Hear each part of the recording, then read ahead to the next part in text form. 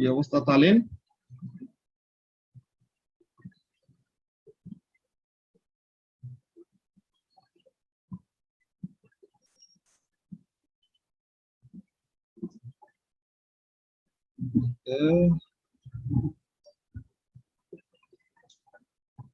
ঠিক আছে, সো এখন আমরা কি করব, আমাদের যেই ওয়ার্কশিটস গুলো দেওয়া হয়েছিল ওই ওয়ার্কশিটস গুলোর ফার্স্টে সলিউশন করব।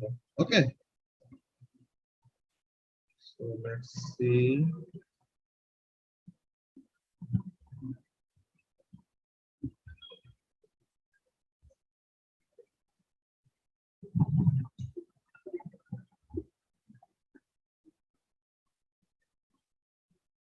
ওকে, সো এখন ফার্স্টে তোমাদের চ্যাপ্টার 6 তো আমরা অলরেডি করাই ফেলছি। চ্যাপ্টার 7 এর ওয়ার্কশিট গুলা থেকে কেউ কোনো প্রবলেম পাইছো?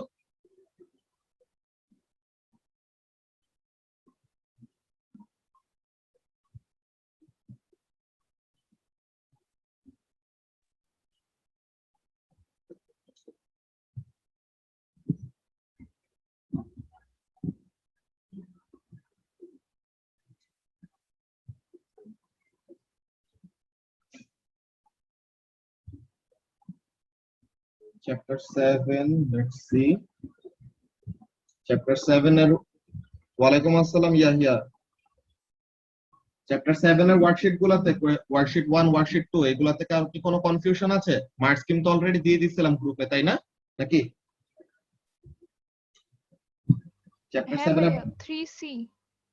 ওকে, ওয়ার্কশিট 1 এ আচ্ছা মার্কস কিম দেই নাই, দাঁড়াও। ওয়ার্কশিট 1। ওকে, মার্কস কিম গুলো দিয়ে দিচ্ছি, 1 মিনিট।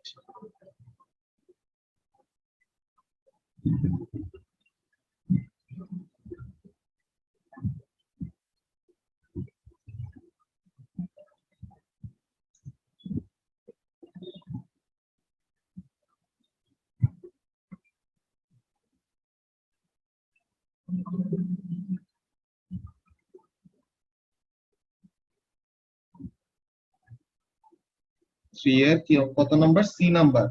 কি বলছে যে দুই টাইপের চার্জ আছে, there are two types of charge, describe how you could demonstrate this using different insulating rods and a cloth. In your answer you should name any equipment you would use. So এখন এখানের মধ্যে আমরা কাজটা কি করব? হ্যাঁ, worksheet 7 আর 8 এর marks গুলো দিয়ে দিচ্ছি, দাঁড়াও 1 মিনিট, দাঁড়াও আগে মার্কস গুলো দিয়ে নেই।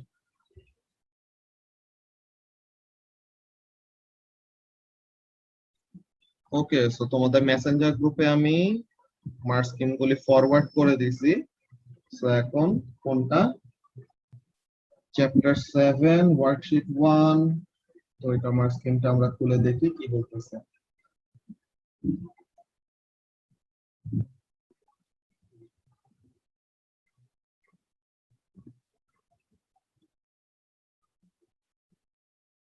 আচ্ছা, সো এখন কোশ্চেন নাম্বার 3। সো কি বলতেছে, তোমার কাছে রড আছে আর কি আছে? প্লাস্টিক নাকি?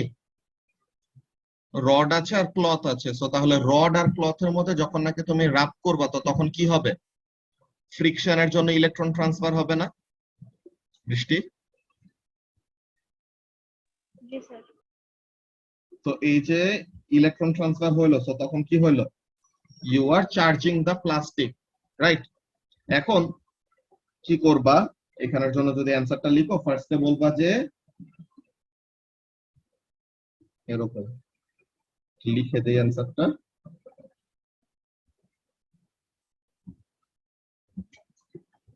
rub the rods with the cloth to charge up the rods. ঠিক আছে? By what?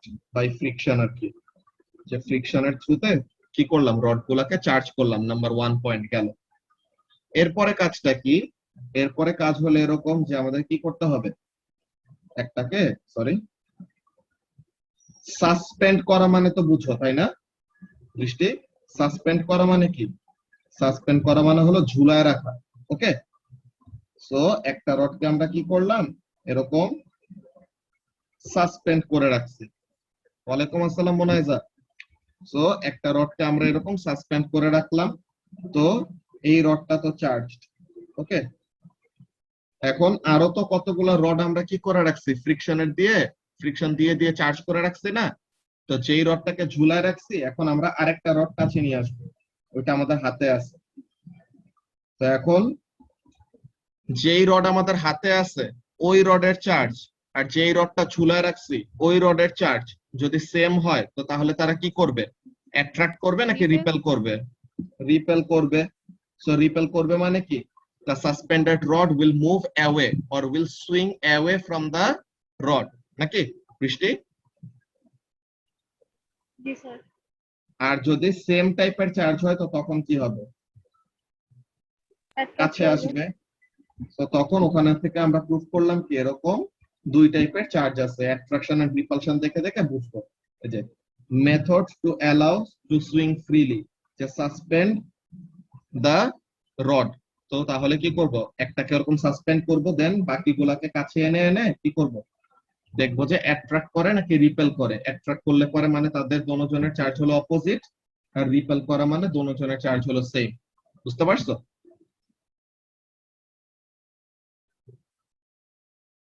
Yes, sir. ওকে। এরপরে চ্যাপ্টার 7 ওয়ার্কশিট 1 এ কি কারো কোনো কনফিউশন আছে? আর সবাই তোমাদের যে মার্ক স্কিমটা দেওয়া হয়েছে, মার্ক স্কিমের থেকে অ্যান্সার গুলা ম্যাচ করে ফেলতে পারো, দেখতে পারো যে তোমাদের অ্যান্সার গুলা মিলছে নাকি না। তো ওইটা দেখে বলতে পারো যে কোনটায় কোনটায় অ্যান্সার মিলে না এমন। ওয়ালাইকুম আসসালাম মাহফুজুর।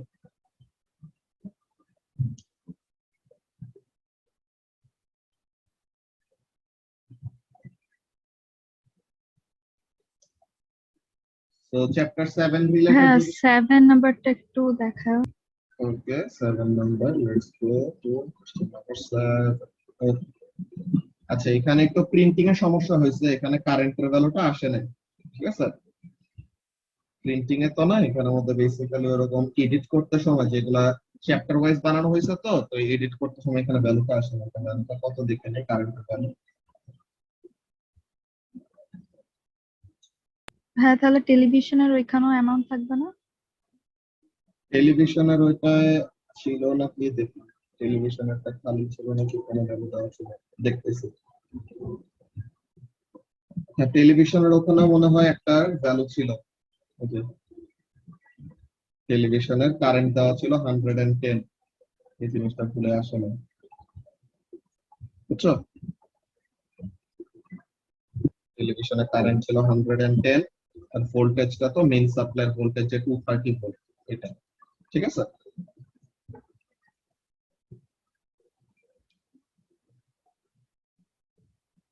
তো তাহলে টেলিভিশনের ওখানের জন্য কারেন্টটা আসে নাই। আর কি, সরি কারেন্টটা তো না, সরি সরি সরি, পাওয়ার ছিল 110, কারেন্টটা 110 হলে মরেই যাবে। ওকে, পাওয়ার ছিল 110, কারেন্ট দেওয়া ছিল না, কারেন্টটা বের করতে বলছে। আর ল্যাম্পের জন্য কারেন্ট তাহলে কত ছিল দেখি, 0.17। ল্যাম্পের জন্য কারেন্টের ভ্যালু ছিল এইটা, বুঝছো। আচ্ছা ভাইয়া, তাহলে পারবো। Okay. তো চ্যাপ্টার 7 রিলেটেড বাকি সবাইকে অ্যান্সার গুলো তোমাদের গুলো ম্যাচ করে ফেলো, মার্কিং গুলো তো দিয়ে দিছে গ্রুপে। তো যদি কোনো প্রবলেম থাকে বলো, ওগুলো আমরা ডিসকাস করবো।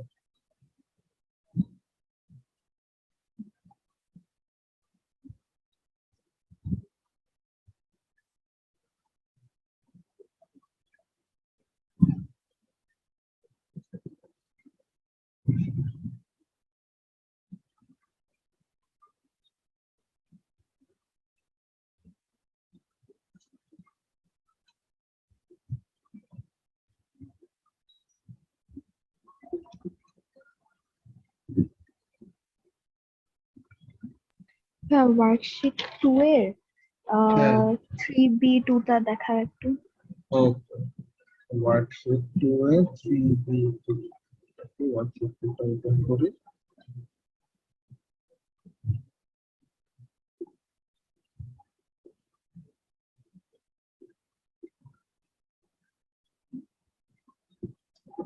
3b2 তাই না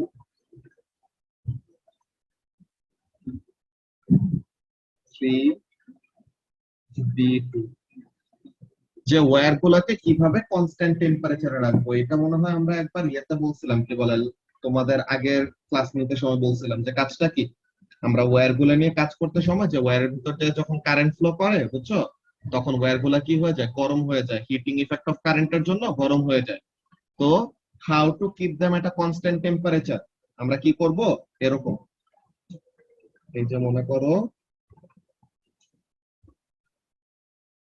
একটা সুইচ ইউজ করব এটা হলো সবচেয়ে ইম্পর্টেন্ট কাজ তো এই আমাদের অ্যামিটার এই আমাদের পিস অফ ওয়্যার যার ভিতর দিয়ে কারেন্ট ফ্লো করাবো ওকে এখন দেখো কি করা যায় এর মধ্যে এমন করব যে যখন নাকি দরকার হবে যে তার একটা ভোল্টমিটার আছে সার্কিট কেমন ওটা আমাদের আসলে জানা দরকার নেই মেইন প্রসেসটা বলি যখন আমরা রিডিং নিব তখন সুইচটাকে ক্লোজ করলাম মানে সুইচ অন করলাম তখন আমরা কারেন্ট আর ভোল্টেজের রিডিং নিছি দেন আবার সুইচটা অফ করব যে কারেন্ট ফ্লো করাতে একটু গরম হয়ে যায় তো তো তখন আবার সুইচটা অফ করে দিব দেন কি করব একটু ওয়েট করব তাহলে যেন ওয়্যার গুলা কি হইতে পারে ঠান্ডা হইতে পারে বুঝছো যে allow the time for the wires to cool then আবার সুইচ অন করব রিডিং নিব দেন আবার ওয়েট করব যেন ওয়্যার গুলা ঠান্ডা হয় দেন আবার রিডিং নিব এমন টাইপের ব্যাপার বুঝতে পারছো তো তাহলে switch on take readings switch off allow the wires to cool down then repeat ঠিক আছে যারা আচ্ছা ভাইয়া বুঝছি। ওকে চ্যাপ্টার 7 এ কি আর কারো কোনো কনফিউশন আছে হ্যাঁ ভাইয়া এই ওয়ার্কশিটের কোডটা একটু দেখাও। 4 এটা হ্যাঁ 4 পুরোটা হ্যাঁ ফার্স্ট পার্ট দেখাও আর তাহলে পুরোটা লাগবে। আচ্ছা ঠিক আছে তো এখন এখানের মধ্যে কি বলতেছে a filament lamp is connected to a battery okay the lamp is switched on and the data logger records the current যে ল্যাম্পটা সুইচ অন করার সাথে সাথে কি করা হচ্ছে ডেটা লগগার দিয়ে যে ডেটা লগগার অনেক কম টাইমে অনেক বেশি রিডিং নিতে পারে না তো ওইভাবে করে সে কি করছে অনেক ঘন ঘন রিডিং নিচ্ছে তো বলতেছে the graph shows the results from the data logger কেমন দেখাইতেছে দেখো প্রথমে যখন সুইচটা অন করা হয়েছে সাথে সাথে হঠাৎ কারেন্টের ভ্যালুটা কততে চলে গেছে 0.4 এ চলে গেছে তাই না এখানে কি গ্রাফটা স্ট্রেট নাকি কার্ভ স্ট্রেট স্ট্রেট তো প্রথম কথা হলো গ্রাফটা স্ট্রেট আর কি হয়েছে কারেন্টটা অনেক তাড়াতাড়ি বেড়ে গেছে দেন এই জায়গাটায় দেখো কারেন্টটা কি হইতেছে এখানে বাড়লো নাকি কমলো কমে গেছে। কমে গেছে এখন এই জায়গায় গ্রাফের শেপটা কেমন স্ট্রেট নাকি কার্ভ কার্ভ কার্ভ তো তার মানে এখানের মধ্যে কি হয়েছে গ্র্যাজুয়ালি কমছে তাই না এরপরে এখানের মধ্যে দেখো পরের কাজটা কি কারেন্টের ভ্যালু যখন নাকি কত হয়েছে 0.2 হয়েছে তখন থেকে কারেন্টটা কি আছে কনস্ট্যান্ট কনস্ট্যান্ট। তো এখন এখানে আমাদের গ্রাফটাকে এক্সপ্লেইন করতে বলছে সো কি বলবো টাইম 0 থেকে কত 0.4 0.4 তো এইটা এখানে এটা হবে 0.04 মনে হয় ঠিক আছে তো তাহলে টাইম 0 থেকে 0.04 এর মধ্যে কারেন্টটা কি করছে 0 অ্যাম্পিয়ার থেকে 0.4 অ্যাম্পিয়ারে চলে গেছে তাই না হ্যাঁ 0 সেকেন্ড থেকে 0.04 সেকেন্ডে কারেন্টটা কি করলো র্যাপিডলি ইনক্রিজ করছে এন্ড গ্রাফটা কি ছিল লিনিয়ার এরপরে বলবা এটা হলো ফার্স্ট পার্ট এরপরে বলবা যে 0.04 সেকেন্ড থেকে এটা কত 0.48 ঠিক আছে or 46 এমন কিছু হবে 48 এরকম তো এই টাইমে কারেন্টটা কি করছে 0.4 থেকে কমে এসে 0.2 তে নেমে আসছে নাকি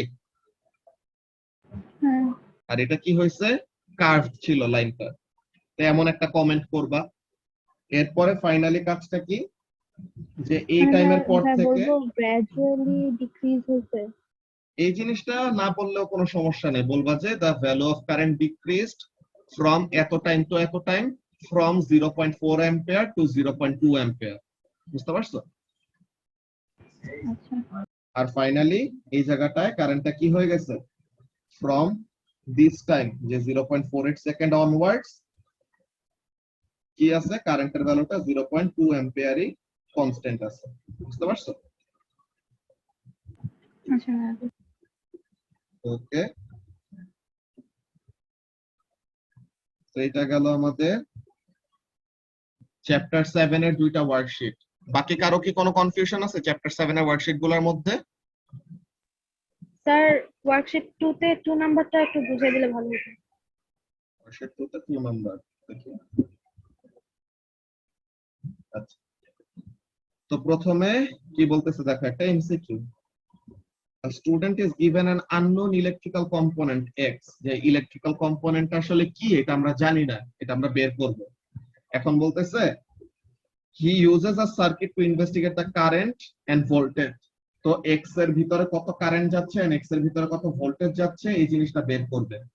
এখন কোন সার্কিটটা কারেক্ট? বি তো ভুল। কেন ভুল? দেখো, ভোল্ট মিটারকে সিরিজে অ্যাড করছে, অ্যামিটারকে প্যারালেলে অ্যাড করছে, এটা কি ঠিক হয়েছে? না।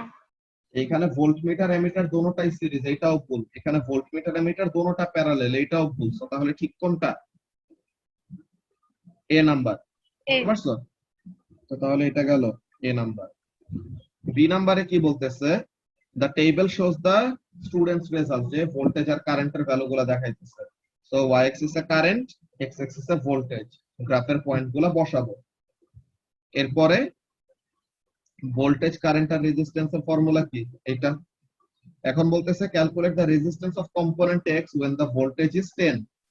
সেই গ্রাফ থেকে, যে গ্রাফ থেকে তুমি কি পাবা, ভোল্টেজ যখন 10 ভোল্ট, ভোল্টেজের ভ্যালু যখন 10, তো তখন ওইটার কারেন্টের ভ্যালু কত এটা বের করতে পারবা না গ্রাফ থেকে, বৃষ্টি? জি স্যার। তো তখন তুমি ভোল্টেজ জেনে গেলা, কারেন্ট জেনে গেলা। তো ভোল্টেজ জানো, কারেন্ট জানো, তো তাহলে রেজিস্ট্যান্স বের করতে বললে কি করবা, ভোল্টেজ ডিভাইডেড বাই কারেন্ট, তো তখন রেজিস্ট্যান্স পেয়ে যাবা। বুঝতে পারছো? জি। এরপরে describe the pattern shown by the graph, তো প্যাটার্নটা কেমন আসে আমরা যদি গ্রাফের অ্যানসারটা দেখি। একটি 2 নাম্বার ওয়ার্কশিট না, 2 নাম্বার ওয়ার্কশিটের তো আমরা মার্কস মানে নেই, তার মার্কস নিয়ে আসে। গ্রাফটা দেখায় দেই কেমন।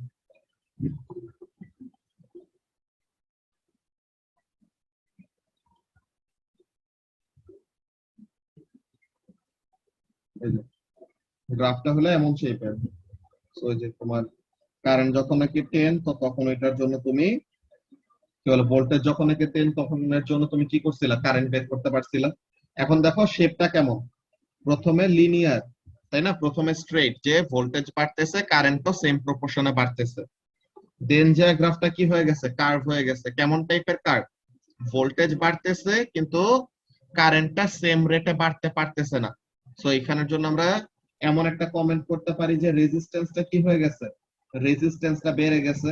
এমন একটা ব্যাপার আমরা কিসের জন্য পড়ছিলাম, ফিলামেন্ট বাল্বের জন্য গ্রাফ দেখতে এমন ছিল না, একটা ফিলামেন্ট বাল্বের কারেন্ট ভার্সেস ভোল্টেজ গ্রাফ কেমন ছিল, এরকম নাকি বৃষ্টি? সো তাহলে এটার জন্য কি বলবা, ডেসক্রিপশন, প্রথমে কনস্ট্যান্ট রেটে ভোল্টেজ বাড়লে কারেন্ট বাড়ে, তো তার মানে গ্রেডিয়েন্ট কনস্ট্যান্ট, মানে current is proportional to V. Then high ভোল্টেজে যে যখন ভোল্টেজ বেড়ে যায় তখন গ্রেডিয়েন্টটা কি হয়ে গেল, শ্যালো হয়ে গেল, যে গ্রেডিয়েন্টের ভ্যালু কমে গেল। তো তার মানে কারেন্ট আগে যত রেটে বাড়তেছিল ভোল্টেজের সাথে, এখন সেম রেটে বাড়তে পারতেছে না। বুঝতে পারছো? জি স্যার। দেন বলতেছে কনক্লুশনটা কি, তো এটা কেমন টাইপের কম্পোনেন্ট হবে, যে রেজিস্ট্যান্স প্রথমে কনস্ট্যান্ট, আস্তে আস্তে রেজিস্ট্যান্স বাড়তেছে বিকজ এটা গরম হয়ে যাচ্ছে। তো তার মানে কম্পোনেন্ট এক্স হলো একটা কি, ফিলামেন্ট ল্যাম্প বা বাল্ব। ওকে, ওকে স্যার। শেখ ফারহানের কি সবগুলি ওয়ার্কশিট সলভ করা শেষ হয়েছিল?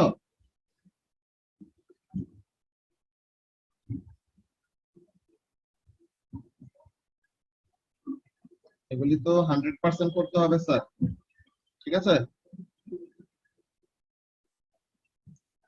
ওকে, সো তাহলে আমাদের চ্যাপ্টার 7 এর ওয়ার্কশিট গুলো নিয়ে কোনো প্রবলেম নাই। তো এখন চ্যাপ্টার 8 সাবমিশন ডেটটা তো বেসিক্যালি এগুলো তোমাদের এই ক্লাসের আগে সাবমিট করার কথা, যে পিকচার্স গুলো পাঠানোর কথা সলভ করে, বুঝছো? ওইটা প্রবলেম নাই, এখন তোমাদের জাস্ট প্রবলেম গুলি সলভ করে ফেলো মেইনলি, এরপর আমাদের এই উইকের এক্সামের সময় ভালো পড়লেই হবে। আচ্ছা, সো এখন চ্যাপ্টার 8 এর ওয়ার্কশিট 1 ওয়ার্কশিট 2 এগুলা থেকে কারো কোনো কনফিউশন আছে? চ্যাপ্টার 8 ওয়ার্কশিট 1 এর 6 নাম্বারটা হবে। Chapter 8 worksheet 1 6 number, let's go দেখি।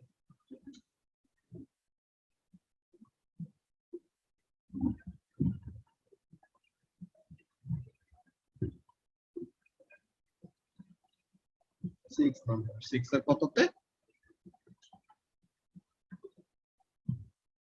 হ্যাঁ, এটা ফার্স্ট থেকে একটু বুঝাই দাও। ওকে, সো দেখো কি বলতেছে, the diagram shows some lamps connected together. There are 20 lamps connected in series. তো 20টা ল্যাম্প সিরিজে কানেক্ট করা with a 9 volt power supply. তো টোটাল ভোল্টেজ হলো 9, আর এই টোটাল ভোল্টেজ কি করবে, 20টা ল্যাম্প নিজেদের মধ্যে ডিভাইড করে নিবে ইকুয়ালি।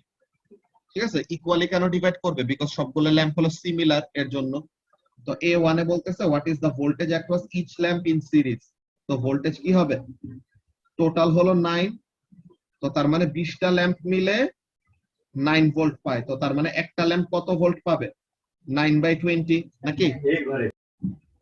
সো তাহলে এখানে থেকে আমরা ভোল্টেজের ভ্যালুটা পাইলাম যে ইচ ল্যাম্প কত করে পাচ্ছে। এরপরে বললো যে 0.45 কত, 0.45 ভোল্ট। এরপরে each lamp has a power of 1.5 watt. তো বলতেছে power, current and voltage related formula. এরপর বলতেছে show that the current is about 3 ampere. তো 3 ampere about, তো show that এর ম্যাথের সময় কি করি, যত সিগনিফিকেন্ট ফিগারে শো করতে বলে তার থেকে একটা সিগনিফিকেন্ট ফিগার বেশি দেই, তাই না? তো তাহলে এখানের জন্য কাজটা কি, P is equal to IV or I is equal to P/V। তো তাহলে 1.5 divided by 0.45 কত আসে এটা? 3.3 এটা। হ্যাঁ ভাই। তো তাহলে এই যে 3.3 কে রাউন্ড আপ করলে পরে ওয়ান সিগনিফিকেন্ট ফিগারে নিলে পরে কি হবে, 3 অ্যাম্পিয়ার হবে। তো শো হয়ে গেছে। এরপর বলতেছে কি, the lamps are on for 7 days a day for 5 days। তো মানে প্রতিদিন 7 ঘন্টা চালানো হয়, এমন করে কয়দিন চালানো হয়েছে, 5 দিন চালানো হয়েছে। এর জন্য বলতেছে calculate the total energy transfer during this time. তো এই যে টোটাল টাইমের মধ্যে কত এনার্জি ট্রান্সফার করা হয়েছে। তো এখানের জন্য দেখতে পারো, এক মিনিট, এইটের প্রথম ওয়ার্কশিট, তাই না?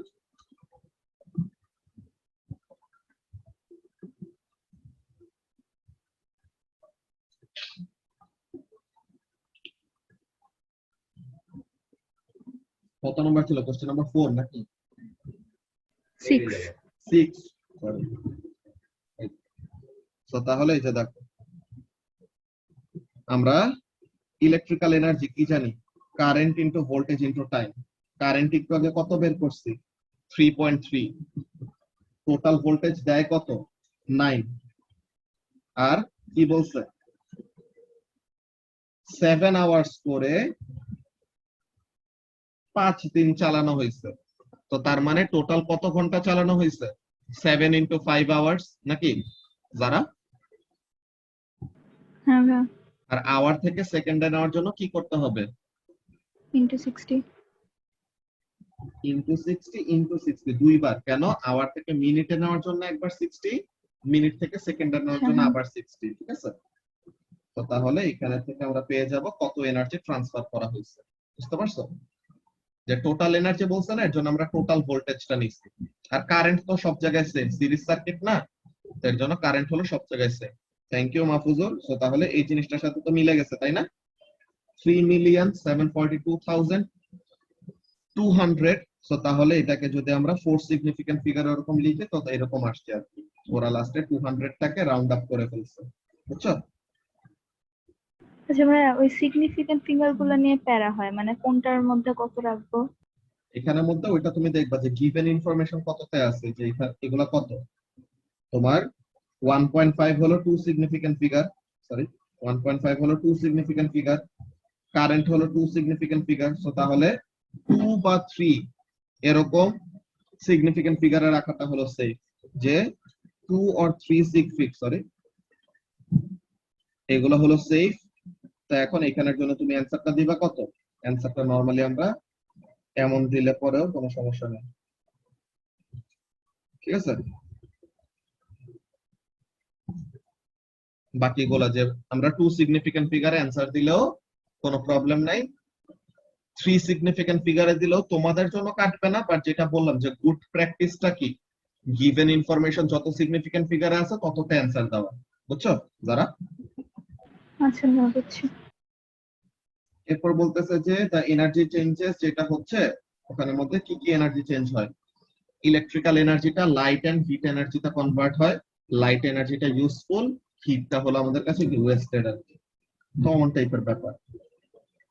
তো চ্যাপ্টার 8 এর ওয়ার্কশিট নাম্বার 1, এটা থেকে আর কারো কোনো কনফিউশন আছে?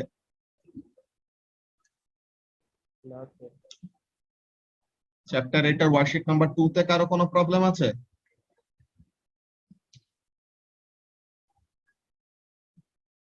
যারা কোনো প্রবলেম ছিল? যারা, বৃষ্টি? Sir 2 number. ওয়ার্কশিট 2 এর 2 নাম্বার? জি স্যার। ওকে, ওয়ার্কশিট 2 টা খুলে দেখি কি আছে।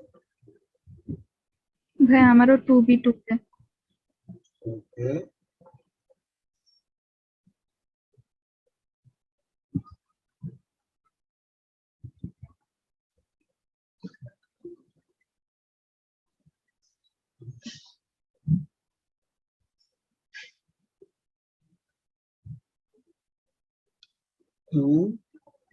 টু নাম্বার কি পুরাটা? জি স্যার। 2B2 এর এটা তো ইয়ের প্রিন্সিপাল, কি বলে, ট্রান্সফরমারের ওয়ার্কিং প্রিন্সিপাল। এই জিনিসটা তো সোজা, যারা বলে দিচ্ছি একটু পরে, ধরো বৃষ্টির পুরোটাতে প্রবলেম, তো পুরোটাই ডেসক্রাইব করতেছে। তো কি বললো, a soldering iron is used when joining electronic components in a circuit.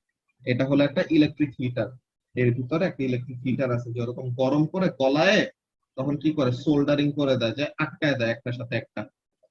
তো এতে বলতেছে soldering iron A operates when connected to the main supply। তো মেইন সাপ্লাই থেকে ভোল্টেজ পায় 230, পাওয়ার হলো তার এত। তো এখন বলতেছে soldering iron A has a levels. তো বলতেছে 30 ওয়াট মানে কি? ওয়াট কি পাওয়ারের ইউনিট না দৃষ্টি? জি স্যার। তো 30 ওয়াট পাওয়ার মানে কি? পার সেকেন্ডে সে 30 joule of electrical energy use করে, তাই তো? জি স্যার। তো তাহলে এই জিনিসটা মার্কসিংটা যদি দেখাই,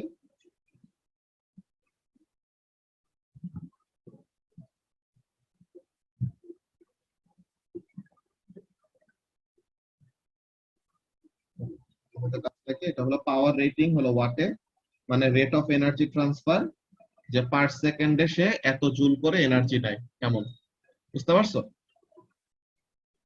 জি স্যার। এরপর কি বলতেছে, যে the soldering iron has an earth connection. বলতেছে আর্থ কানেকশন কিভাবে আমাদেরকে বাঁচায়। আর্থ কানেকশন তো হলো আমাদের একটা সেফটি ডিভাইস, যেটা কি করে, যেটা অন্য electrical danger like electric shock থেকে, এইসব থেকে আমাদেরকে বাঁচায়, তাই না? এরকম idea of a fault causing a hazard and current goes through the earth not to the user, মানে কি আমাদেরকে শক খাইতে দেয় না, যে the earth where provides a low resistance path for the current to flow এমন। so allow কি prevents electrocution or shock। তো এমন টাইপের যে কোনো অ্যান্সার লিখলে পরেই হবে, বুঝতে পারছো বৃষ্টি? জি স্যার। ওকে, এরপর বি নাম্বারে কি বলতেছে, যে soldering iron B is connected to a low voltage supply 24 volt 70 watt. আচ্ছা, soldering iron B is labeled as though a student says I think both the soldering irons need 3 ampere fuse। তো বলতেছে use information from the soldering iron levels to evaluate this statement.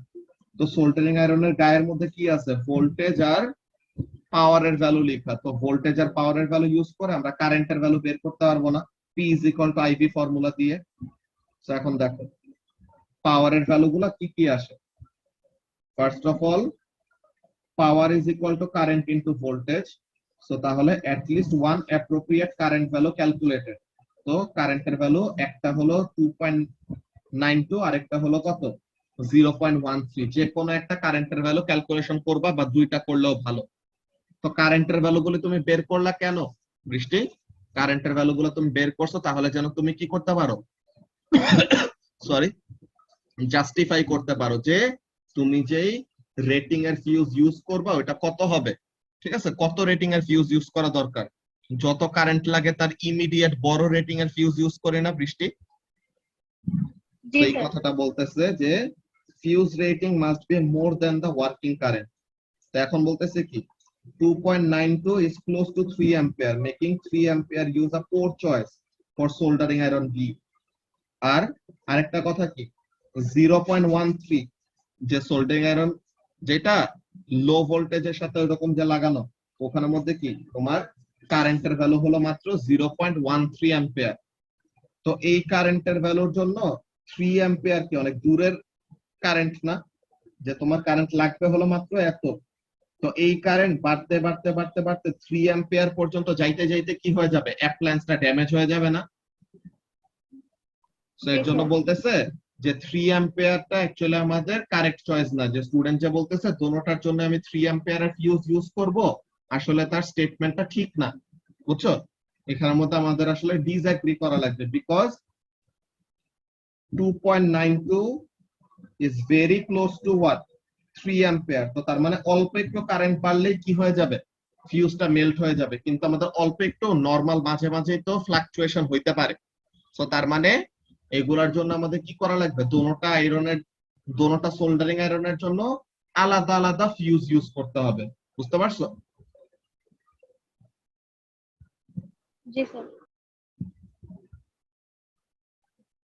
এরপরে এইখানের মধ্যে যেটা বলতেছে যে there is a step down transformer in the power supply for soldering iron B। বলছে স্ট্রাকচারটা কেমন হবে দেখতে। তো তাহলে ট্রান্সফরমারের স্ট্রাকচার কেমন, তারা প্রাইমারি কয়েল থাকবে, সেকেন্ডারি কয়েল থাকবে। এখন স্টেপ ডাউন ট্রান্সফরমার মানে কি, ফাইনালি ভোল্টেজ কমাই দিবে। সো তার মানে সেকেন্ডারি কয়েলের নাম্বার অফ টার্নস কম আর প্রাইমারি কয়েলের নাম্বার অফ টার্নস কি বেশি। আর এটা হলো iron core, soft iron core আর কি। তো এখন এখানের মধ্যে কি বলবা, number of turns in secondary coil is less than number of turns in primary coil. তো তাহলে voltage in secondary coil is less than voltage in primary coil, এমন। বুঝতে পারছো?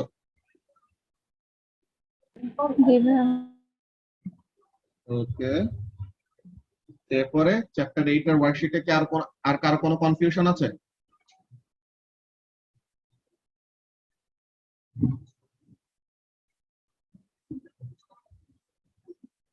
চ্যাপ্টার 9 এর ওয়ার্কশিট ডিসক্রাইব করতে বলছে যে এইগুলা লিখলেই হবে।